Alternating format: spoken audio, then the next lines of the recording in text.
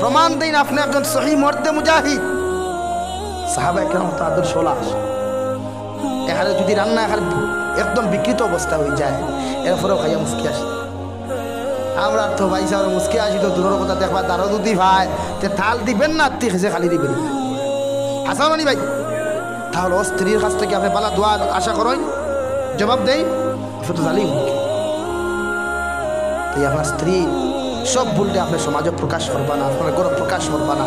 আপনার মায়ের যে সময় আপনার স্ত্রীরে গালিবা, এই সময় আপনিও আপনার স্ত্রীরে গালিও না, সান্ত্বনা। কারণ এই স্ত্রীটা ইগোর আইতে সময় শুধু আপনারে ভরসা করিয়ায় আর খেয়ে রয়ে না। আপনার মা নাই, আপনার বাবা নাই, আপনার ভাই বোন খেয়ে রয়ে নাই, শুধু আপনারা দেখিয়ে। তাই এই স্ত্রীর মা যে সময় বাপে যে সময় আপনার তো তুলিয়া দোকান করেন আল্লাহর হাওলা বাবা বাবা বাদে তোমার হাওলা ওখান করেন আগে কিতা কন আল্লাহর হাওলা আমার ফুরি গো বাদে তোমার হাওলা, আমার ফুরি ভুল কটি থাকবো সারা তার দেখি ওখান কই না। তো আপনি কেন মারেন? এই অধিকারটা দিল কে আপনার? তাই খালি দোষ নারী জাতির না, আমরা তো নারী জাতির দোষারোপ করি, দোষ আমরাও আছে।